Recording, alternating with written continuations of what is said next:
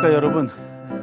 서리풀 저자특강 사마천 위대한 역사가 사마천의 사기 번역서 가운데 세가를 여러분들한테 소개하고자 나온 김영수입니다.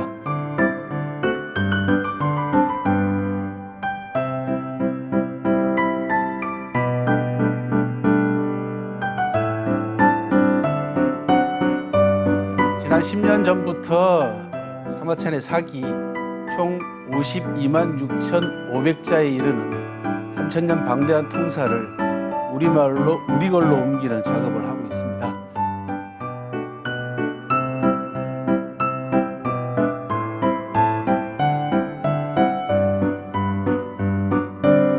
여러분들도 아시다시피 사마천이라는 역사학자는요, 지금으로부터 약 2,100여 년 전에 태어난 위대한 역사가입니다.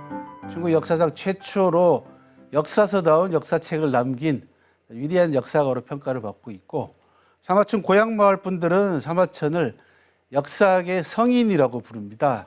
저는 공부를 할 때 원래 역사 교육학을 공부를 했고 석사 들어가서는 한국사를 전공을 했습니다.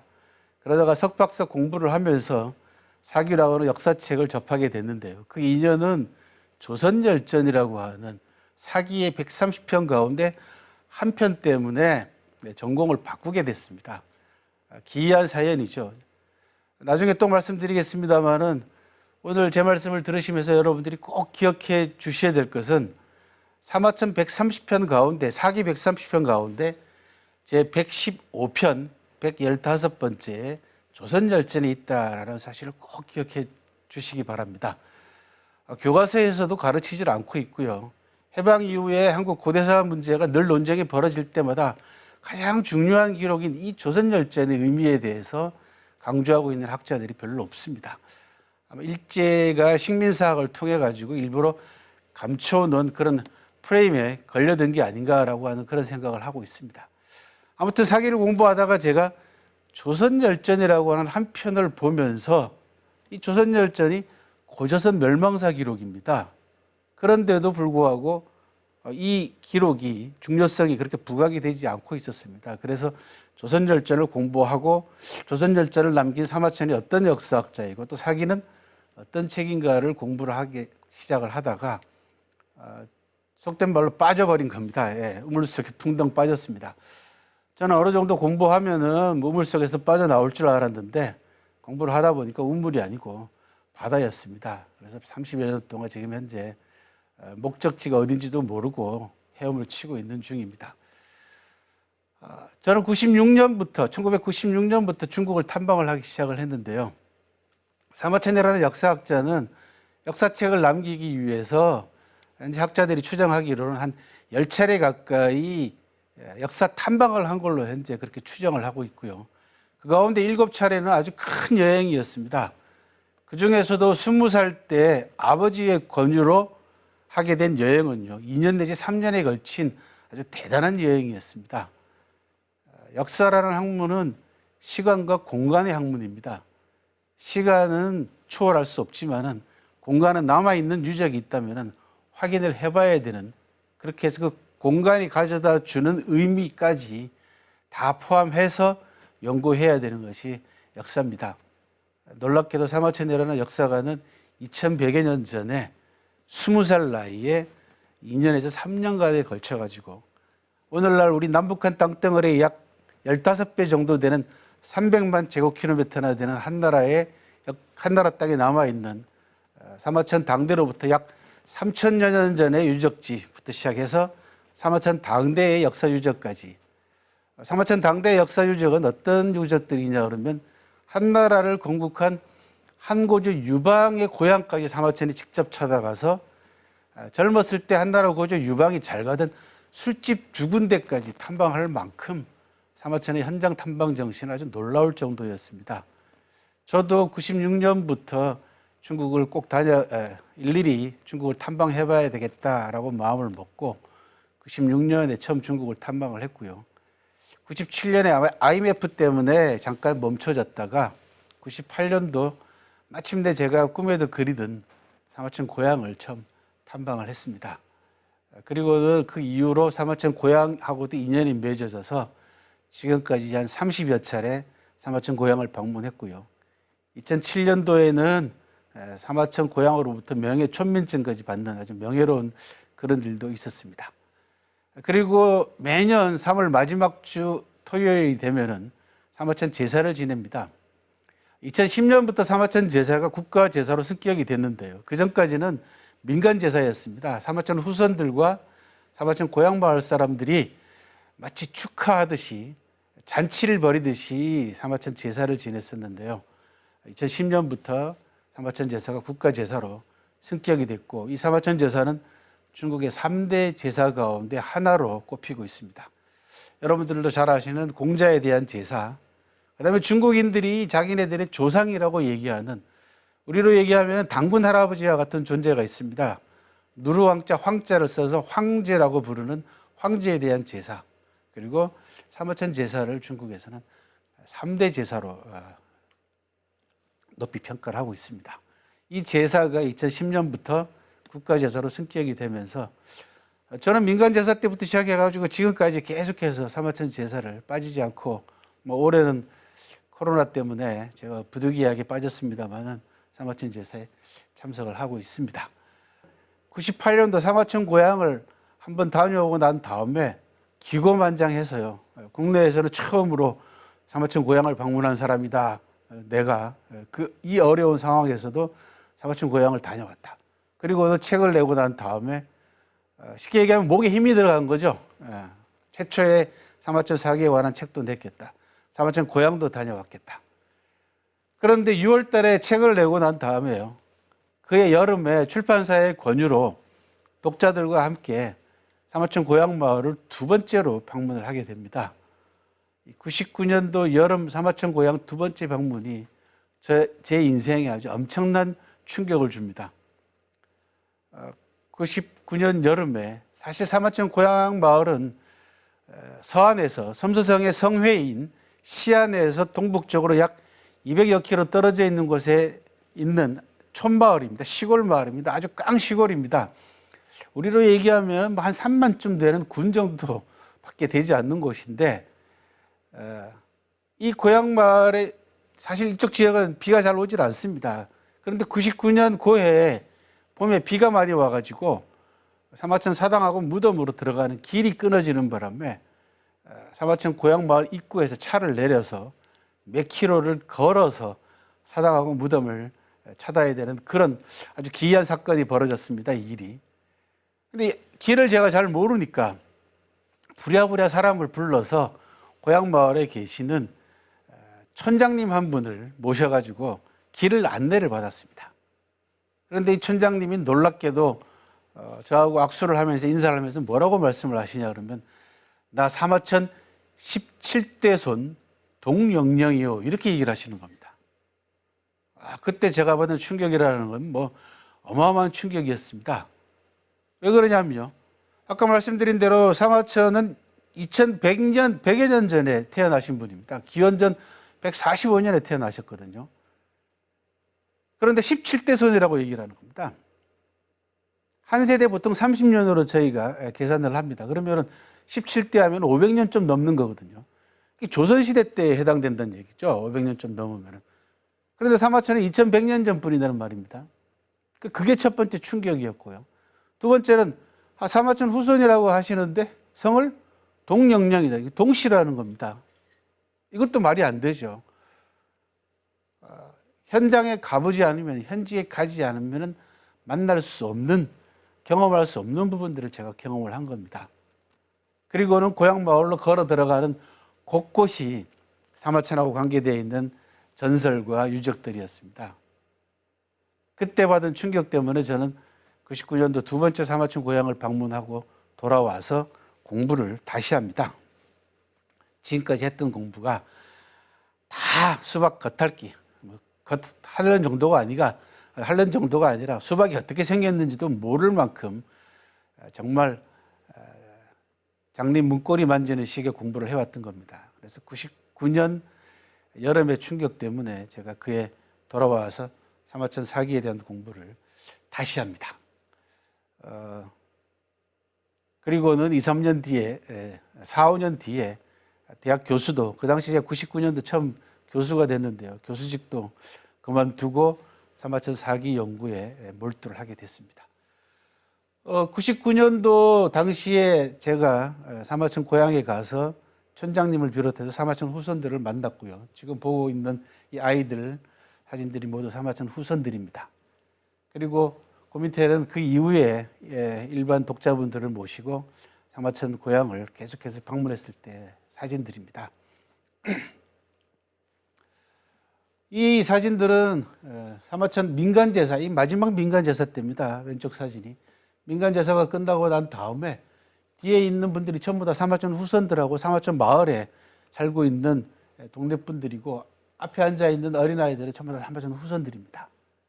그리고 오른쪽 윗사진은 국가제사로 승격되고 난 다음에 2015년에 아주 엄청난 규모로 치러지고 있는 국가제사의 모습이고요. 아래쪽 사진은 사마천 민간제사로서 마지막 제사 때 제가 참석했던 제 모습입니다. 현재 저는 사기 완역을 모두 12권 정도로 현재 예상을 하고 있는데 10년 만에 이제 4권이 나온 셈입니다. 앞으로 이 장정이 어떻게 될지는 저도 장담을 못 하겠습니다. 좀 이따가 또 설명을 드리겠습니다만은 제 완역본의 특징 가운데 하나는 직접 남아있는 현장을 다 중국 전역을 다니면서 일일이 확인을 하고 있기 때문에 시간이 좀 많이 걸립니다. 기존의 완역본 나와 있고요. 또 기존의 번역서들이 상당히 많습니다. 특히 열전 같은 경우는 사기의 백미이기 때문에 많은 분들이 열전을 번역을 했습니다. 제 번역본하고 그 기존의 번역본들하고의 차이점이 뭐냐 그러면 기존의 번역본들은 공부하시는 분들은 잘 아시겠지만 거의 대부분 다 번역하신 분들이 중문과 아니면 이제 한문을 공부하신 분들입니다. 실제로 역사를 전공한 분이 사기 원역을 한 완역본이나 번역본은 현재로서 찾아보기 힘듭니다. 사마천은 물론 사마천 사기가 역사서이기도 하고 문학서이기도 합니다. 또 문학서이기도 하고 역사서이기도 합니다. 그만큼 사기의 문체 자체가 문장 자체가 문학적 필치가 농후하기 때문에 후대 평론가들이 역사적 문학서요, 문학적 역사서라고는 아주 명예로운 호칭을 붙여줬기 때문에 문학을 연구하거나 전공하시는 분이 번역해도 상관은 없습니다만은 기본은 사기는 역사서 아닙니까? 그래서 역사가가 한번 역사를 연구하는 사람이 번역서를 남기는 것도 좋겠다라고 하는 좀 가벼운 마음으로 사실은 시작을 했거든요. 그런데 10년 동안 4권밖에 내지 못하는 아주 게으른 장정이 현재 이어지고 있는 그런 상황입니다. 두 번째는 좀 전에 말씀드린 대로 사마천이 20살 무렵에 천하를 주유를 했지 않습니까? 현장을 탐방을 했다는 얘기죠. 사기 곳곳에 현장이 아니고서 현장에 가보지 않고서는 나올 수 없는 장면들이 대단히 많습니다. 여러분들도 잘 아시는 유방을 도와가지고 천하를 통일하는데 항우를 물리치고 천하를 통일하는데 가장 큰 공을 세운 서한 삼걸 가운데 한 사람인 한신이라는 사람이 젊은 날 다리를 건너가다가 어린 백정들하고 시비가 붙어가지고 싸움이 붙게 됩니다. 한신이 싸우기 싫다고 하니까 이 젊은이들이 그러면은 우리들 가랭이 밑을 기어가라 라고 하는 그런 치욕을 주죠. 한신이 그 젊은 백정 가랭이 밑을 기어가는 수모를 견딥니다. 이게 유명한 여러분들도 잘 아시는 과하지욕이라고 하는 사자성어로 남아 있습니다. 가랭이 밑을 기는 치욕이라는 거죠. 사마천이 한신의 고향을 가가지고 직접 탐방하고 탐문해서 얻은 자료입니다. 현장이 아니고서야 도저히 느낄 수 없는 아주 생생한 현장감들이 사마천 사기 곳곳에 살아서 숨쉬고 있기 때문에 사기를 번역하는 제 입장에서는 이 현장 정신을 어떤 식으로든지 살려야 되겠다라고 하는 그런 마음에서 현장 정신을 되살리자 그런 취지에서 98년도 사마천 고향을 처음 방문한 이래로 지금까지 정확하게 제가 횟수는 세지는 못하고 있습니다만은 지난 2년 동안 중국을 다닌 횟수가 150차례가 이제 넘어가는 것 같습니다. 이제 그렇게 해서 제 완역본에는 일일이 현장에 가서 찍은 사진들이 다 그 안에 들어가 있기 때문에 변명삼아 핑계로 말씀을 드리자면 그래서 작업이 늦어지고 있다. 이렇게 말씀을 드리고 싶네요. 그죠? 제가 본기 첫 번째 권을 번역하기 위해서 42일 다녔습니다. 본기는 모두 12편입니다. 주로 제왕들에 대한 기록이거든요. 이 12편의 기록을 번역하기 위해서 42일 동안 중국을 거의 전역을 다녔고 하루에 461km씩 보니까 평균적으로 다녔더라고요. 2만 km가 넘는 그런 답사를 했고요. 세가 답사도 그 이후에 했고요. 열전 답사까지 합치면은 아마 지구를 아마 수십 바퀴 돌고도 남을 만한 거리를 여행을 해야 되지 않을까 그런 생각을 하고 있습니다. 때로는 힘들 때는 왜 내가 이걸 시작했지라고 하는 그런 후회도 많이 하긴 합니다만은 지난 30몇 년 동안 사마천과 사기가 저한테 준 선물에 비한다 그러면 뭐 이 정도 고생은 아무것도 아니다라고 하는 그런 생각으로 이제 열심히 현장을 탐방을 하고 있습니다. 자, 그러면 사기에 대해서 좀 아시고 넘어가야 될 필요가 있지 않겠습니까? 간략하게 좀 설명을 드리도록 하겠습니다. 사마천의 사기는 모두 아까 말씀드린 대로 130편으로 이루어져 있고 글자 수로 52만 6,500자입니다. 제가 글자 수를 세어본 게 아닙니다.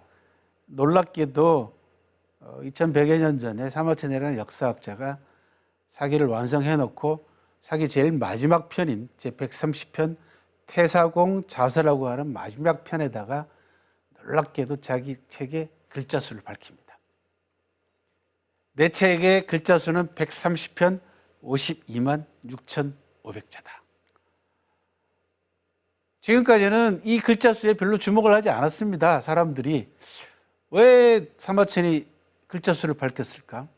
몇 년 전에 제가 국제학술대회에서 사마천이 글자 수를 밝힌 이유에 대한 발표를 한 적이 있습니다. 그때 제가 뭐라고 얘기를 했냐 하면 사마천이 글자 수를 밝힌 가장 중요한 이유 가운데 하나는 훗날 누군가가 당신 책에 손을 댈 가능성을 염두에 둔 예견력이다. 예지에서 나왔다. 그리고 실제로 놀랍게도 지금 통용되고 있는 사기 판본의 글자 수는 55만 자가 좀 넘습니다. 만약에 사마천이 글자 수를 밝히지 않았으면은 지금 55만 자가 넘는 이 글자 수가 이 55만 자가 모두 사마천의 문장이거나 아니면 의심이 가더라도 밝혀낼 방법이 없는 거죠. 52만 6,500자가 던지는 메시지는 훗날 누군가가 사마천의 사기에다가 손을 드러내거나 더하거나 약 3만 자 가까이가 현재 전문가들은 더한 걸로 보여지고 있고요. 약 1만 자 가까이가 떨어져 나간 걸로 이제 추정을 하고 있습니다.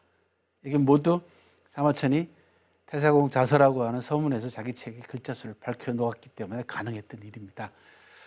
그럼 왜 사마천이 누군가가 손댈 가능성을 염두에 뒀을까요? 사기라는 역사책의 내용이 여러 사람들의 심기를 불편하게 만들어줄 내용들이 많다는 겁니다. 특히 권력을 쥔 권력자들의 심기를 불편하게 만들어줄 비판적인 내용들이 많습니다. 그러다 보니까 사마천의 사기에 대해서 비판하는 사람도 많았고 특히 사마천이 황제들을 비판한 대목에 관해서는 황제편에 서 있던 어영 역사학자들이 늘 사마천을 비난하고 비판하는 근거로 삼게 됐습니다. 사마천의 내용이 그만큼 사기의 내용이 그만큼 비판 정신에 충만해 있다는 거죠. 아무튼요, 사기는 이렇게 130편 52만 6,500자로 이루어져 있는데요. 체제는 모두 5체제입니다. 본기 12편이요.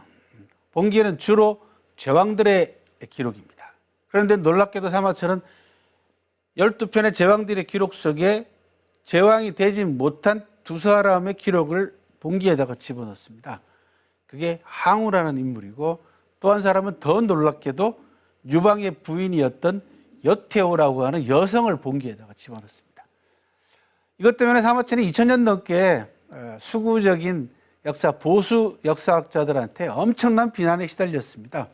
즉 자격이 되지 않는 사람을 본기에다 집어넣었다는 거죠. 근데 이거는 말이 안 되는 게 뭐냐 그러면요. 사마천은 원래 봉기라고 하는 체제를 만들면서 봉기에 들어갈 사람의 자격을 한정하지 않았습니다.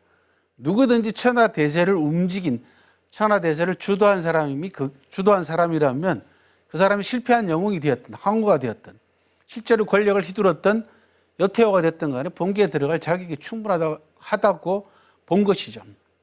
대단히 진보적인 사관입니다.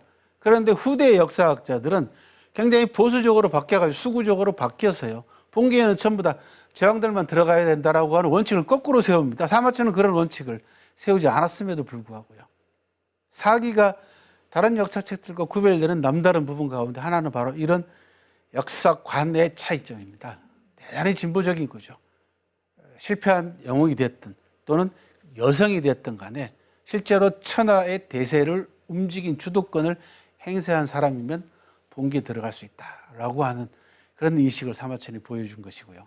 이 봉기 12편이고요. 역사는 시간과 공간의 학문입니다.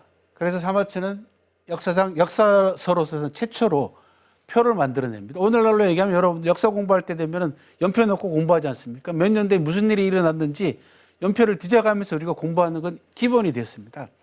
근데 적어도 그전에는 사마천 당대만 해도 그런 인식은 없었거든요. 그런데 사마천이 놀랍게도 연표라는 걸 만들어냅니다.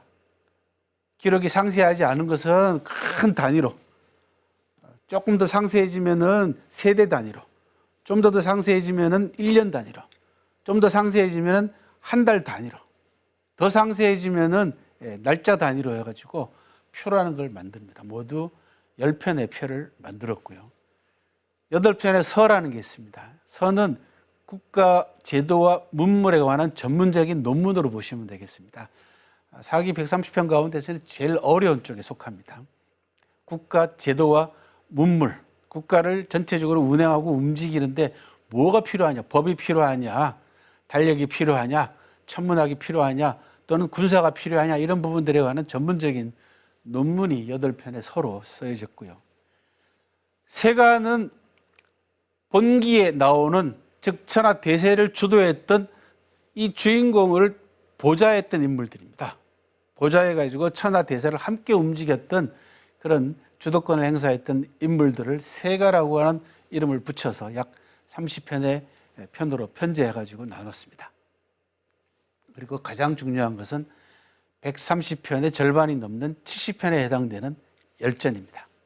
이 열전 속에는 수많은 보통 사람들의 기록입니다. 별의별 사람들이 다 있습니다. 열전에는. 오늘날은 신분상으로 굉장히 높은 신분에 속합니다만은 옛날에는 천하게 여겼던 의사부터 시작해가지고 점쟁이, 그 다음 코미디언들까지 기록이 있고요. 더 놀랍게는 오늘날로 얘기하자면은 조직폭력배 두목들의 기록인 유협열전이라는 게 있습니다. 이때 이 사마천이 기록한 유협들은 나쁜 짓을 하는 힘없는 사람들을 괴롭히는 조직폭력배들이 아니라 힘없고 약한 사람들을 법 바깥에서 치해법권 지대에서 도와주는 사람들에 대한 기록입니다. 사마천 당대에 오게 되면 이런 유협들이 전부 다 국가의 법에 의해 가지고 제거당합니다. 전부 다 잡혀가지고 전부 다 극형에 사형당하는 그런 모습을 사마천이 목격을 하면서 이들이 법 바깥에 있으면서 사실 법의 한계라는 게 무엇인가라는 것을 깊이 있게 고민하게 만들어주고 법에 의해서 보호받지 못하는 사람을 법 바깥에서 보호해줬던 치해법권 지대에 이런 정의로운 사람들의 기록을 유협열전이라고 하는 열전 속에 남겨놨습니다. 오늘날도 여러분들 보시면 알겠지만은 법이라는 것은 보호를 받아야 되는데 보호하기는커녕 법 때문에 오히려 더 피해를 입고 법 때문에 희생을 당하는 그런 경우들이 많지 않습니까? 그런 경우가 사마천 당대에도 있었다는 거죠. 그러다 보니까 사마천이 도대체 법의 본질이 무엇인가라고 하는 부분에 대해서 고민을 하면서 치해법권지대에 살았던 이런 유협 같은 사람을 기록에 남겨놓습니다. 대단히 반골 기질이 강했던 그런 역사였습니다. 또 놀랍게도 이 열전에는 어떤 사람들이 있냐 그러면요. 테러리스트들 기록이 있습니다. 오늘날로 얘기하면. 즉 중요한 요인을 암살하려고 했던 자객 열전입니다. 자객은 아시죠? 그죠? 누군가를 죽이려고 했던 자객들에 관한 기록도 남아 있습니다. 그 밖에도 별하별 직업들의 사람들이 이 안에 남아 있고요. 또 천하게 천시받았던 상인들에 대한 기록인 화식열전이라고 하는 기록도 남아 있습니다. 중국 역사상 가장 부를 누렸던, 크게 자기의 노력으로 치부했던 큰 부자들 30여 명을 화식열전을 통해서 기록을 하고 있습니다. 이런 기록들이 열전 70권입니다. 그래서 누가 되었든 간에 자기의 뜻을 굽히지 않고 세상의 공명을 드러냈고 자기의 행적을 남겨놓은 사람이면 사무처럼 누구나 다 기록한다 라고 하는 그런 취지에서 열전 70권을 70편을 만들었습니다. 이렇게 사마천 사기는 봉기, 표, 서, 세가, 열전 5체제로 이루어져 있대 이 체제가 모두 다 유기적으로 연결됩니다. 그리고 오늘날 쉽게 말씀을 드리면 네트워크가 형성이 되어 있습니다. 130권 전체가. 체제는 5체제이긴 합니다만은 그 내용을 파고 들어가서 보게 되면은 봉기에 나왔던 내용들이 세가에도 나오고요. 표에도 나오고 서에도 나오고 열전에도 나옵니다. 다 네트워크로 거밀처럼 얽히고 설켜 있습니다. 그래서 사마천 사기에 붙은 별칭이 뭐냐 그러면 난서입니다. 어려운 책이다 라고 얘기를 하고 있습니다.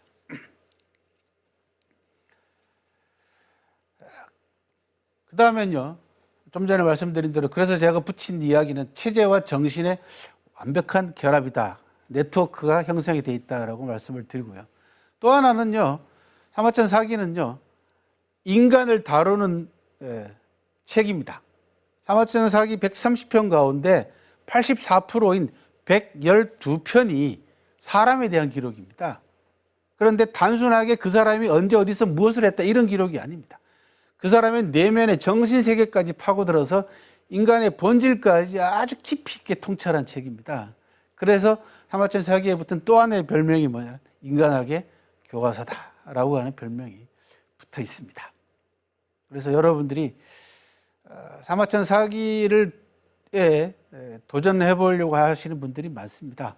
그럴 경우에는 미리 앞서서 사마천 사기에 관한 안내책자들을 좀 보신 다음에 좋아하시는 관심이 있는 분야 쪽으로 먼저 접해서 좀 더 어려운 단계로 나갔으면 좋겠다라고 하는 그런 말씀이고, 예를 들어서 기업을 하시는 분 같은 경우는 화식열전을 먼저 읽으시면 됩니다. 옛날에 부자들이 어떻게 치부했는가라는 치부의 방법이고 또 그 부자들이 돈을 어떻게 썼는가라는 부분에 대한 경제적인 부분들은 여기에 집중되어 있기 때문에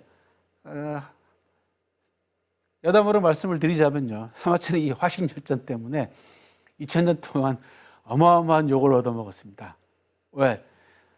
중국이나 우리나라는 왕조체제를 수천 년 경험을 했지 않습니까? 그리고 이 왕조체제를 움직여 나가는 국가의 통치 이데올로기가 유교였습니다. 잘 아시다시피 유교는 경제관념이 오늘날하고 다르죠. 돈 얘기하면 굉장히 천하게 생각을 했단 말입니다. 저도 어렸을 때 돈 얘기하면 아버지나 할아버지한테 점잖지 못하게 돈 얘기한다고. 돈 얘기를 못하게 했습니다. 굉장히 이중적이죠. 위선적이죠. 중국도 마찬가지였습니다. 유가가 유교화되면서 국교화되면서 경제가 천시당합니다. 상인도 천시당했죠. 그런데 놀랍게도 사마천이 화식열전을 통해 가지고 부자들 이야기를 했단 말이죠. 돈 많이 벌어서 부자 되라는 얘기를 합니다. 그러니까 정통 보수적인 역사학자들은 이걸 견딜 수가 없는 거죠. 그래서 이 화식열전을 집중적으로 공격을 합니다. 심지어 왕약허라고 하는 금나라 때 학자는요, 사마천이 화식열전을 썼다고 해가지고 뭐라고 얘기했냐면 죽여도 시원찮다. 그렇게 극언을 퍼부을 만큼 이 화식열전이 저주받은 그런 한편이었습니다. 그런데 오늘날은 뭐라고 얘기를 하냐 그러면 화식열전을 읽지 않고 사마천 사기를 읽었다고 얘기하지 마라 라고 얘기할 만큼 130편 가운데서도 최고의 명편으로 평가를 받고 있는 그런 편입니다. 그러니까 여러분들이 사기 130편 가운데에서 영웅에 대해서 한번 읽고 싶다. 그러면 항우봉기를 읽으시면 됩니다. 항우가 왜 성공하고 실패했는가, 이 영웅이.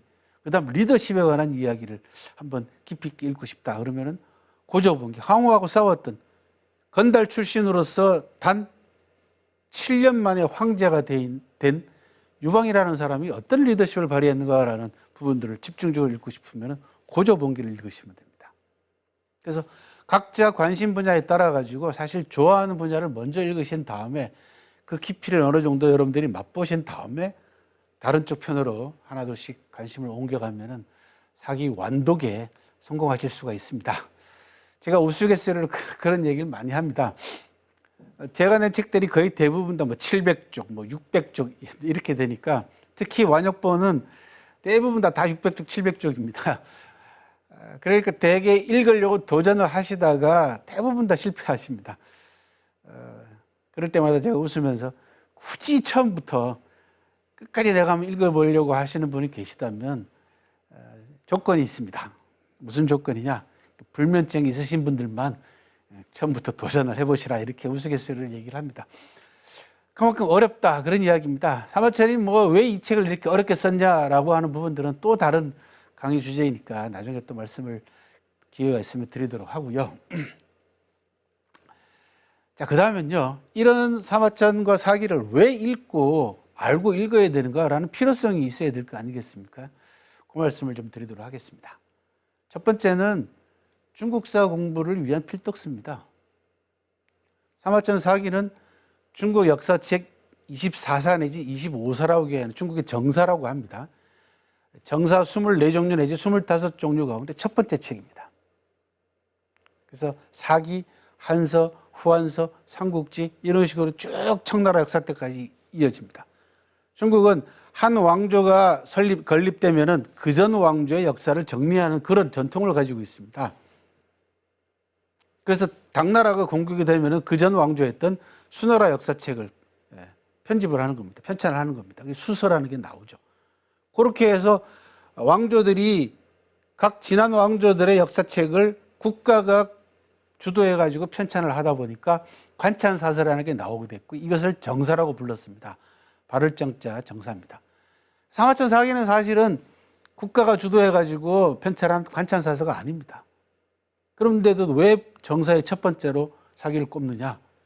나머지 다른 책들이 모두 다 사마천이 창안한 아까 5체제 말씀드렸죠. 본기, 표, 서, 세가, 열전.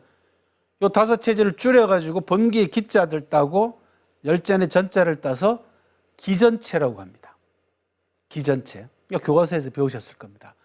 이 기전체 역사 소설 체제를 창안한 사람이 바로 사마천이고 사기입니다. 그리고 나머지 그 이후의 관찬사서들은 모두 다 기전체입니다. 그러니까 마음에 안 들어도 사마천이라는 역사학자의 사관이 맞지 않아도 저 책이 별로 마음에 들지 않아도 너무 뛰어난 겁니다. 체제도 뛰어나고 소설 방식도 뛰어나고 하다 보니까 인정을 하지 않을래 않을 수 없는 그런 역사책입니다. 그래서 정사의 첫 번째 책으로 사마천 사기를 꼽는 겁니다. 그리고 다른 정사들은요 단대사입니다. 한 왕조만 다루거나 수서 또는 뭐 구당서, 신당서 이렇게 한 왕조만 다루는 책인데 많아야 뭐 삼국지 해가지고 세 나라를 다루고 있는 역사책이지 않습니까? 그런데 사마천 사기는 3000년을 다루고 있는 통사입니다. 다시 말씀드려서 중국 역사를 뭉뚱그려가지고 5000년이라고 본다 그러면은 전반부 3000년은 사마천 사기에 의존하지 않고서는 알 수가 없다는 겁니다. 기록으로 남은 역사책으로는. 그러니까 중국사를 공부하려면 사기를 읽지 않고는 중국사를 공부할 수 없다라는 거죠. 첫 번째. 두 번째, 중국과 중국인을 이해하기 위한 최고의 역사책입니다. 당연하지 않겠습니까? 그죠? 중국사의 출발부터 시작해가지고 3000년을 다루고 있고 아까 말씀드린 대로 인간의 본질을 통찰하고 있는 책입니다. 그러니까 중국인이 중국인답게 형성되는 그 시기의 모습들을 사기를 통해서 다 볼 수가 있는 거죠. 중국 사람들의 심리 상태까지도 파악할 수 있는 책이 사기라는 역사책이다. 그리고 보편적으로 그 안에는 중국인의 특징이나 특질이나 기질뿐만 아니라 인간의 본질까지도 통찰하고 있기 때문에 인간의 본질을 통찰하고 있는 인간에게 교과서라고 하는 측면에서도 충분히 알고 읽어야 될 필요성이 있고요. 또 하나는 인간으로 태어나가지고 이 세상에서 내가 무엇을 어떻게 남기고 갈 것인가라고 하는 생사관은 늘 우리의 관심사 아니겠습니까? 그죠? 저도 마찬가지고 여러분들도 마찬가지고 나이가 들면 들어갈수록 내가 처음에는 어떻게 살아야 될 것인가 고민을 하다가 그 다음에는 어떻게 죽어야 될 것인가를 고민을 합니다. 사마천은 생사의 기로에서 어마어마한 결단을 내렸던 사람입니다. 47살에 황제에게 밑보여가지고 옥에 갇히고 48살에 반역죄에 몰려가지고 사형 선고를 받았던 사람입니다. 역사책을 완성하지 못한 상태에서 사마천이 역사책을 완성하기 위해서 49살의 나이로 사형수가 사형을 면할 수 있는 사형보다도 더 치욕스럽다고 하는 자기 자신의 성기를 자르는 궁형을 자청하고 살아남아서 역사책을 완성한 사람입니다. 그러다 보니까 어떻게 살고 어떻게 죽어야 될 것인가라는 이야기가 사기책에 대단히 많이 나옵니다. 사마천은 사기를 완성하고 난 다음에 친구 이만에게 보낸 편지에서 뭐라고 얘기를 했냐면요. 사람은 누구나 한 번은 죽는다. 하지만 어떤 죽음은 태산보다도 무겁고 어떤 죽음은 새털보다 가볍다. 죽음을 사용하는 방향이 다르기 때문이다. 라는 아주 유명한 명언을 남깁니다. 태산보다도 무거운 죽음으로 남기 위해서는 태산보다도 무거운 삶을 살아라는 얘기입니다.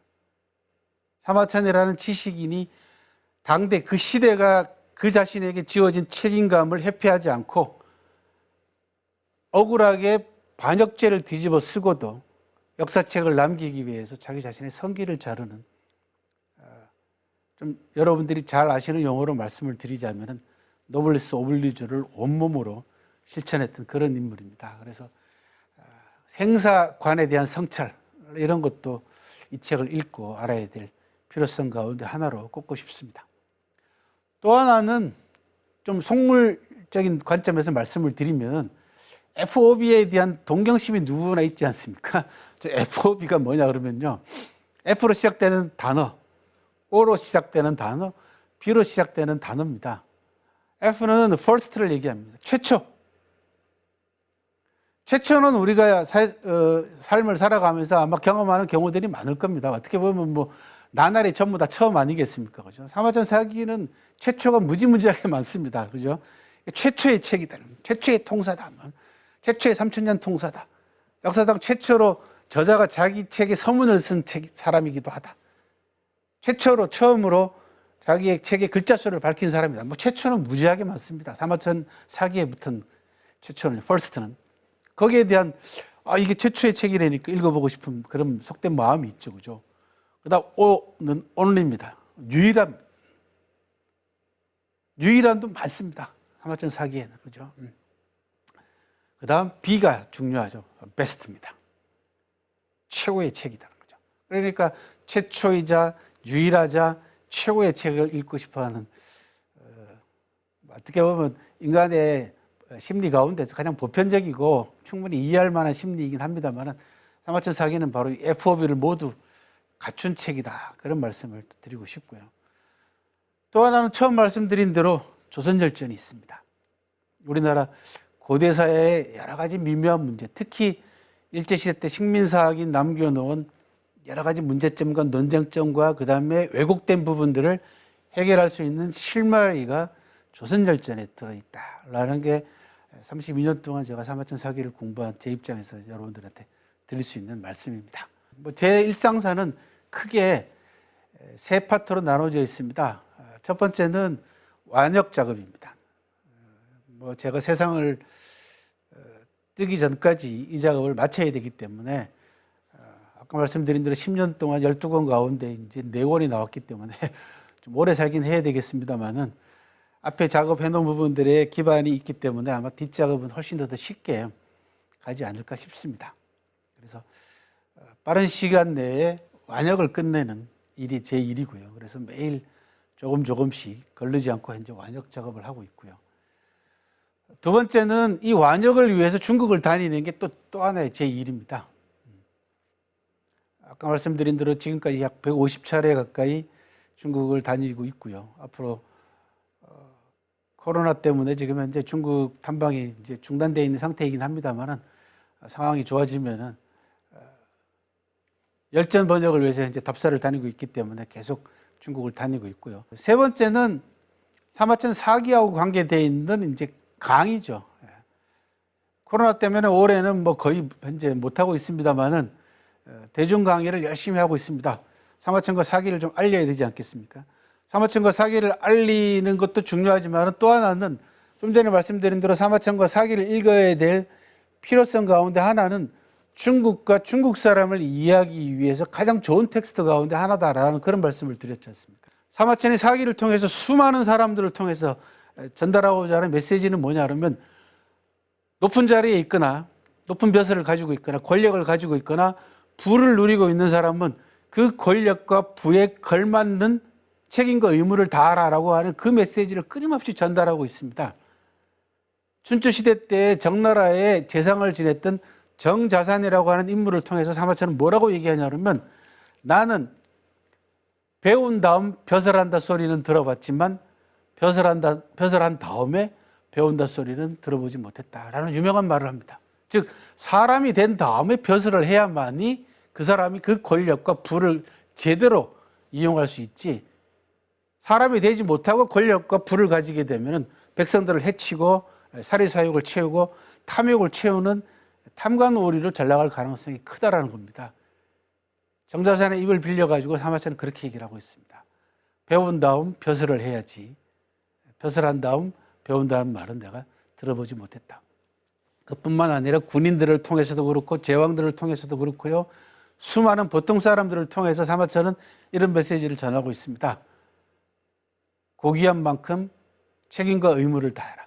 그리고 고귀하지는 않지만 권력도 없고 부도 없지만 책임과 의무를 다하면 고귀한 사람이 된다. 이게 사마천이 열전 70편을 통해 가지고 오늘날 우리에게 전달하고자 하는 메시지였습니다. 사마천과 사기는, 특히 사기는 52만 6,500자는 사마천의 피를 먹고 탄생한 역사책입니다.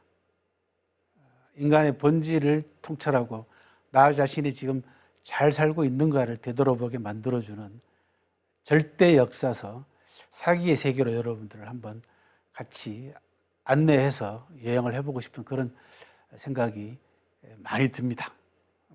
같이 한번 여행을 떠나보시기를 권해드리고, 여러분들에게 빨리 완역 작업을 끝내서 세가 2를 여러분들에게 소개하는 이 자리에서 완역 작업을 좀 더 빨리 끝내서 여러분들과 더불어서 대면을 하든 비대면을 하든지 간에 사마천과 사기의 세계를 같이 한번 여행을 해보길 간절히 바람하지 않습니다. 시간, 그다음에 여러분들 소중한 공간을 내주셔서 대단히 고맙습니다. 감사합니다.